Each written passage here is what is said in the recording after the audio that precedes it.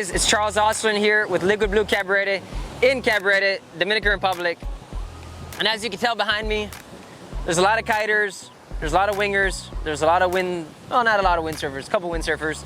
And today is July 7th of 2023. And the last couple days, we've been filming some videos about sort of the theory behind practicing. And practicing, and we're talking a little bit specific about wingfoiling, but it's actually the overall philosophy and theory of practicing as a whole, in general. And to bring it back specific to wingfoiling, basically, if you're gonna get into the sport, or any sport, but let's say wingfoiling, and you're gonna start becoming an intermediate or advanced rider, and you're gonna be sort of using your gear more, essentially, it's not uncommon for things to have some wear and tear. You know, we've made some videos in the past where we're talking about long-term ownership review, about certain products. And then people sometimes wonder, you know, what does a long-term ownership review actually mean? How many months have you been using the gear? How many years? And it is true. I personally am cycling through gear throughout the year because I'm involved in the industry to a certain extent with having a school and rentals and also my own personal equipment. So we are having that I'm getting newer equipment more and more, though we also, in the school side, do put a lot of use on the equipment, not only on the personal side, but on the school side, put it personal. So there we can see how equipment sort of behaves over time. And the thing is that for some reason there's a paradox, I guess that's the right word, where in certain sports, people feel like things should last forever.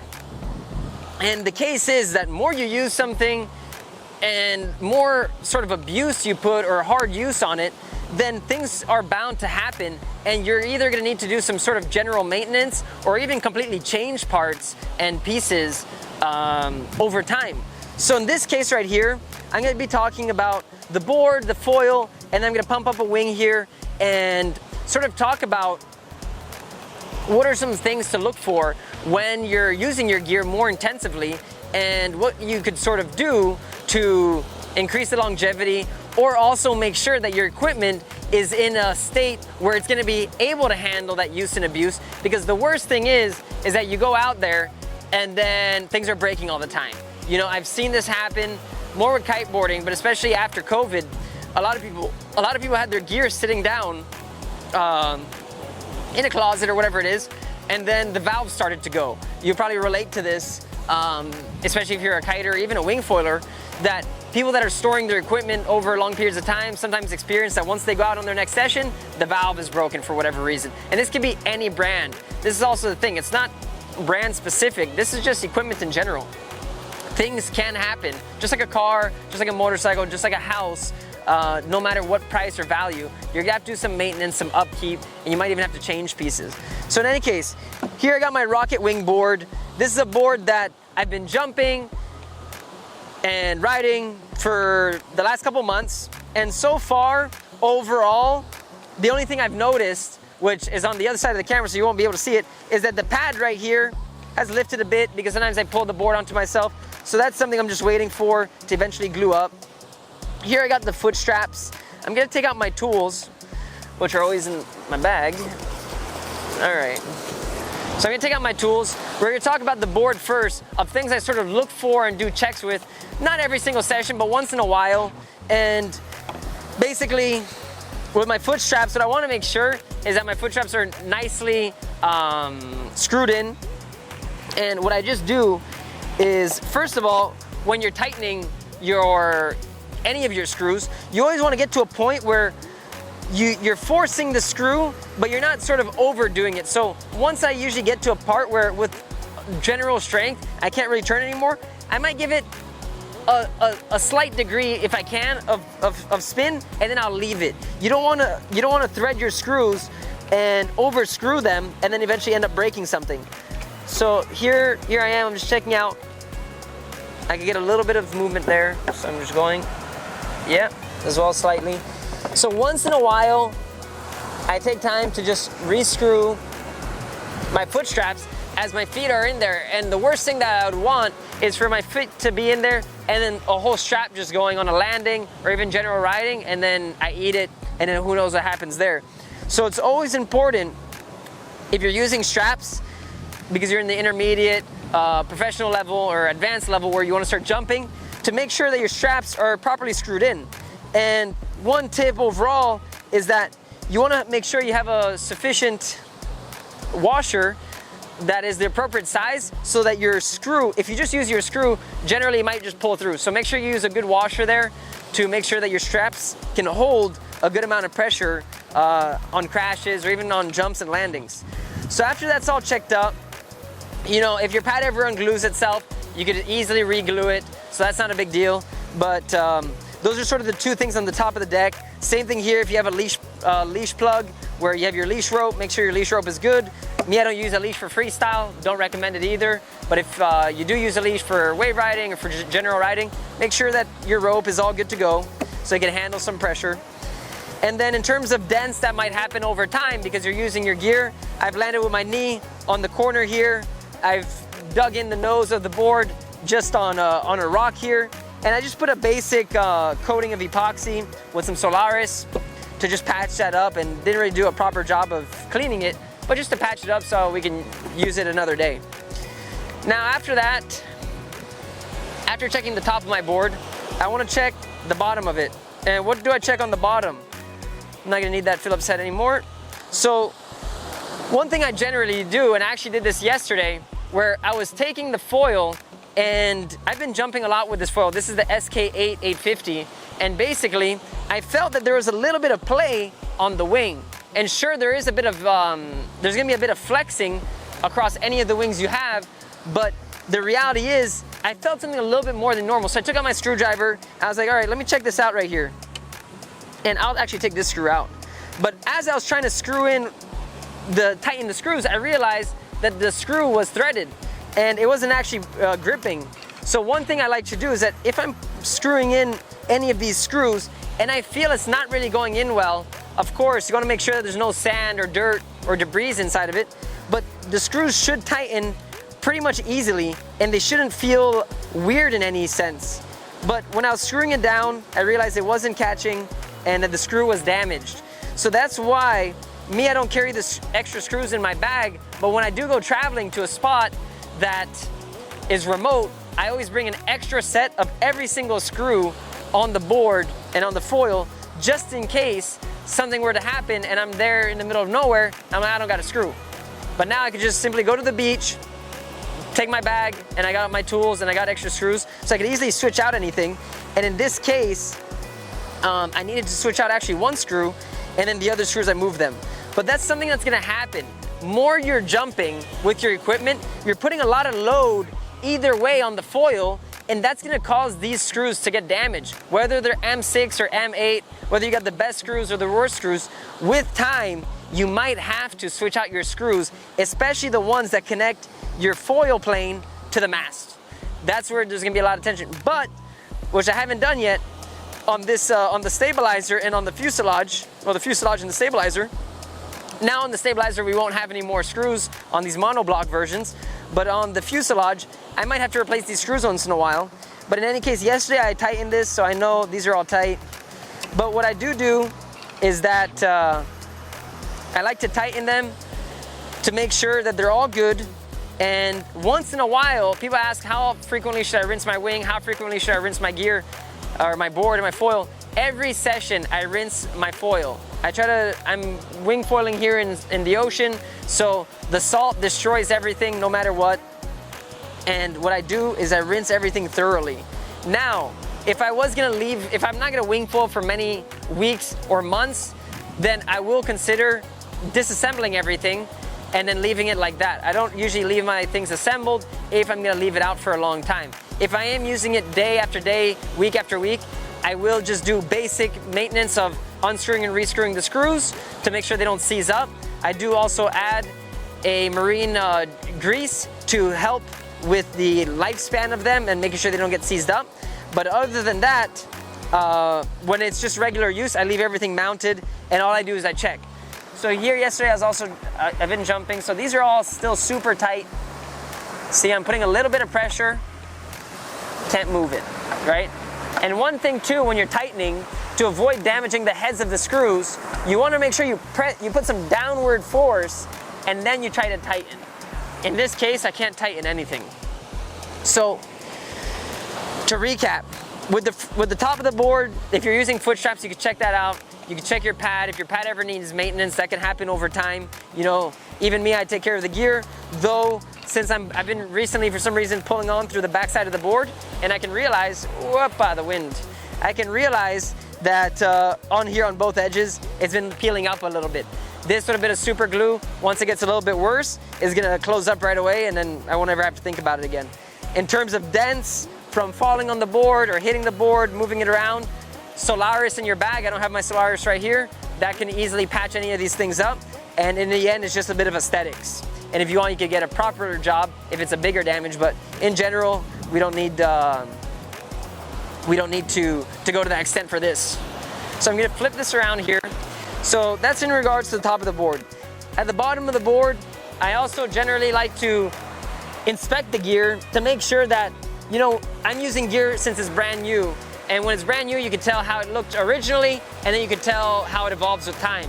And if I see any sort of cracks or anything coming up, then that's something of concern that I want to make sure. We have had some foils in the past that have cracked because of use, right? You're jumping them, you're riding with them, you might hit things with time, and things break. This is normal. It doesn't matter if it's carbon, it doesn't matter if it's aluminum or some sort of other composite, but things do break. But so far, and sorry for having my back to you guys, I'm just checking this all out. So far, so good, you know? Later on, I'm gonna take a sandpaper eventually, sand this off, just to bring it back to full life. But other than that, your gear, more you use it, more you abuse it, will, you'll see it in the gear, right? So things might break and things might need some maintenance. But if all goes well, the gear will last you a long time, many, many years. And in this case, for example, with the new HM Carbon equipment, I feel pretty confident that it's gonna last a good amount of time. Though I do know that eventually it's gonna be bent or might break or crack, maybe eventually. When? Who knows, but eventually it might happen. And the nice thing is that most of the companies have pretty good warranties nowadays, if it is actually something that's warranty related. So after you check your board and you make sure your board's all good and you're understanding that it can get some wear and tear over time, the next thing is gonna be your wing. With the wing, I'm gonna take this out of the bag, but I might actually mention before that, your impact vest and your helmet. This is the Simba helmet. I've been using it now for probably over a year. Overall, it's been holding up pretty well. I hang it wherever, I wash it after every session. I can tell maybe there's like some parts, actually no, it's not ungluing at all. Yeah, it's actually been holding up pretty well. And this has just been totally used and abused every single session without much thought. But that's how I like to test out the gear. I wanna make sure that it's gonna last and I can trust it. And then in terms of impact vests, you know, these ones in terms of wear and tear, the worst thing that could happen is that they may be unstitched somewhere, but this one has been used for many, many, many hours, and to be honest, it's still holding up pretty well. So here, there's not much to really say. So that's the helmet and the impact vest. Let me just get that hanging there, perfect. And then my general Lycra, just to protect from the sun. Good to go. Alrighty. So I'm gonna take my tools, put that back in the bag. We're gonna get this wing pumped up. So here's the new Strike V3. I've had a good amount of sessions on it, but we're gonna see what to look for across the test of time. And I got my pump. Also, in regards to pumps, as you can tell, we leave our pumps in the sand, it's taking sun, and in here in the chamber, there is a sort of grease or a lubricant that makes it that it's able to pump nicely. This once in a while will have to be maintained, especially in our climate. We maintain these maybe once every 2 months or every 3 months. And we can tell once it starts getting hard to pump or we start hearing a weird sound that we gotta just unscrew it at the top and clean it up. And you can tell that we've been adding some grease because the sort of creates a little black oil. But alrighty. So I was just out on this wing yesterday. Super conditions this July out here in Cabarete. This is gonna take me a second though, just to get this going. All right. While I'm doing this, You'll get a nice view of the bay. Might even have to stop the microphone at one point or mute ourselves in case it does the ruffling. So this is the 4.5. We've been using it for wave riding, freestyle. Let's see.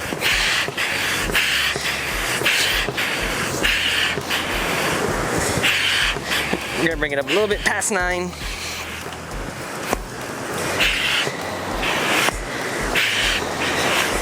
There we go, a little bit past 9. Perfect PSI. Have it nice and rigid. Just gotta get the center.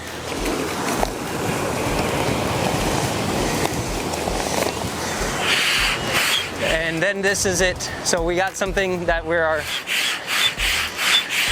almost had Jerry come in the shot. But we're gonna finish pumping this up. The center strut goes up to 10. So just gonna get that up to 10. Maybe 10.5. Perfect. All right. So with jumping and wave riding, the most common damage with wings is gonna be rips. Rips in the wings are pretty visible because you'll see them. You'll see them somewhere that something might be ripped. And if that's the case, depending on where you're at in the world, you can either get a professional job done or you can do a temporary job with a sort of sticking patch on both sides, of course. But in this case, the wing has no rips. Here I'm just going to get some sand off. All right. One thing I do like to check is the wrist leash. So I've seen this across companies, but wrist leashes do tend to stretch out, and a stretch out wrist leash is a bit annoying. So sometimes I'm unsure if it's a quality issue or if it's just generally that the lifespan's pretty short, especially if you're riding in strong winds and the wing is just going out and just your leash is stretching out all the time. But whatever it is, whenever I see that happening, I do switch it out. I did have a leash on here that came originally that I have switched out, and to be honest, there's a couple different people using this wing in the team, and I couldn't figure out if it was that they switched it with an old leash or if it was a new leash. But the point is that the leash was stretched out, and now I put on a brand new leash actually yesterday, and all is well. So checking out for your leash to have a good one is important. A couple of days ago, I rescued someone's wing, and luckily they didn't fall too far from their wing, but they managed to paddle back to me, but their leash broke. And then in terms of a self-rescue technique, he was unsure how he wanted the wing, but what I told him is like, hey man, take your leash from your board, let's connect that to your wing, put your ankle leash to your wrist, and just make it back home, and then after that you can figure it out. And he's like, would I rather have my wing connected to me or my board? And in reality, for your board, you could swim to it pretty easily, depending on your spot, of course. But generally speaking, you probably swim to your board easier than you can to a flying away wing. If I let go of this will be flying hundreds of meters by the time I run 10. So apart from that, your handles, you'll be able to tell the general wear that might happen here. I've yet to have to ever do anything with my handles in terms of restitching or recovering them. That I've never even heard of actually. But I do know that some people's handles have broken off. Not with, well, maybe it has happened at one point in time with someone with an F1 wing, but not with F1 wings, but with some other wings out there, that the handles weren't made sturdy enough. So eventually they just pulled them out, and that was that. And then other than that, in terms of this is just 2 struts. So if it's holding air, then it's doing all good. If ever my bladder explodes, then of course you gotta do a bladder repair. That's pretty basic. But essentially, if your wing doesn't have any rips, it's not losing air, then it's pretty much good to go and you have a wrist leash on it. The other part that might happen with time is that this is a relatively new wing. It came out this year and we got it maybe a little bit over a month ago. But we're gonna have to see how much more it might stretch out over time, because so far it's been holding very well. Nothing really flapping out of the ordinary. I can tell that there's some creases from where the tension is in the wing, but nothing has really changed since the day we got it, which we're gonna have to see how that goes with time. One thing I have seen, this actually happened on one of my wings, that I do check the stitching across the panels, because there is a lot of pressure that comes from jumping with them, or from them being caught in waves, or even riding them in strong winds, and it actually at one point in time separated, and I just got it re-stitched over it.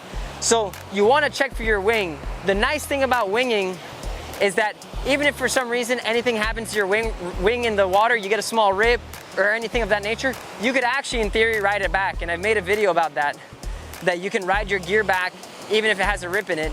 But the point of this video is that if you're gonna go jumping, if you're gonna do anything advanced, or you're gonna go to remote places, whatever it might be, you wanna make sure that your gear is in a good condition, so that you don't just travel halfway around the world, or you don't travel far away from your home where you might have pieces to repair or whatever it might be, and then be left stuck with equipment that's not working at a place that might have wind. That would be the worst of it. And of course, when you go to a destination of water sports, your life is a little bit easier, because most likely people are gonna have parts and pieces, or there'll be services that can help you, or even rent you another wing. But if you go somewhere very remote, like we went to a place called Punta Rusia here in the Dominican Republic, and there's nothing. So what do we do for a trip? First of all, we check all of our gear before we put it in the car. Second is we bring extras, right? We brought extra wings. We were 2 wingers, and we brought 3 wings in case that we could have potentially used that in any condition between us two. And then in terms of kiters, we were 4 kiters, and with the 4 kiters, we were able to also have 1 extra kite where we can switch out if need be, and an extra bar. So we think about these extras that we might need. Same with the screws, we brought extra screws and 2 pumps. Just in case one pump messed up, we had another pump, which is very rare, but this is the part of being cautious with it. So we had enough toys with us to make sure that if anything were to happen, then we would be covered to be able to enjoy the weekend that we were spending there.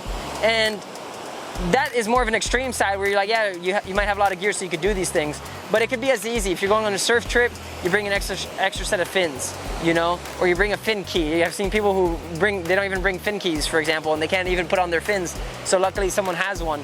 But there's all these things that you want to think about when you're especially doing a trip, but also when you are using your gear intensively. You want to do general maintenance, you want to check it over, and it's okay if something unstitches, or if a foot trap pulls through, unless it's actually a factory warranty sort of situation where the equipment is faulty, then this can happen with time.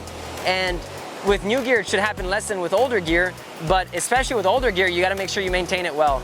So that's pretty much it, guys, in terms of the equipment checks that you'd wanna do, especially if you're getting into jumping, especially if you're getting into, you're gonna go into riding some bigger waves. You wanna make sure your gear is up to date. And even if you're just doing general practicing and riding, you wanna make sure your gear's up to date. But it's especially important when you're doing things that are a bit more extreme or a bit more intensive, that you can trust your gear, that it's not just gonna break or fall apart on you.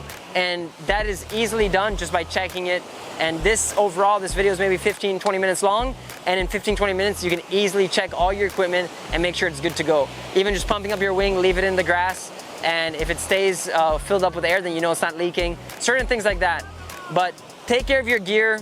Remember, you want to rinse off your board after every session. Your wing, if you're using it frequently, you don't have to really rinse it off in reality, whether you're in salt water or not. You can just leave it wet if you're using it back to back to back to back. You see me, I'm gonna use it today, so I just left it, wrapped it lightly, and left it in the garage, no problem. But I'm using it today, and already now, being in the sun, it's already dry. So those are some small pointers and tips overall and thoughts. But if you have any other comments, thoughts, or questions, make sure to leave it in the comments section below. People do ask certain things, and I try to answer them in these videos that we're making.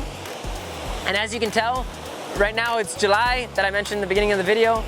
It's totally windy, totally nuking. I'm on the 4.5. Honestly, I could probably be on a 3.5 right now, or a 4.0, but I will use the 4.5 just to jump around. There is a little bit of waves coming out. I know I mentioned that in July there's not much waves, but actually yesterday was a blast. Waves 3-4 feet, and just perfect for enough power, swell power, just to cruise on them and enjoy them. But yeah, that's pretty much it, guys. Charles Austin here with Liquid Blue Cabarete in Cabarete, Dominican Republic. And I'm gonna leave you with a view of essentially my backyard. There's a nice little transition there. Whoop. Super. And that may be the future video, work on some transitions.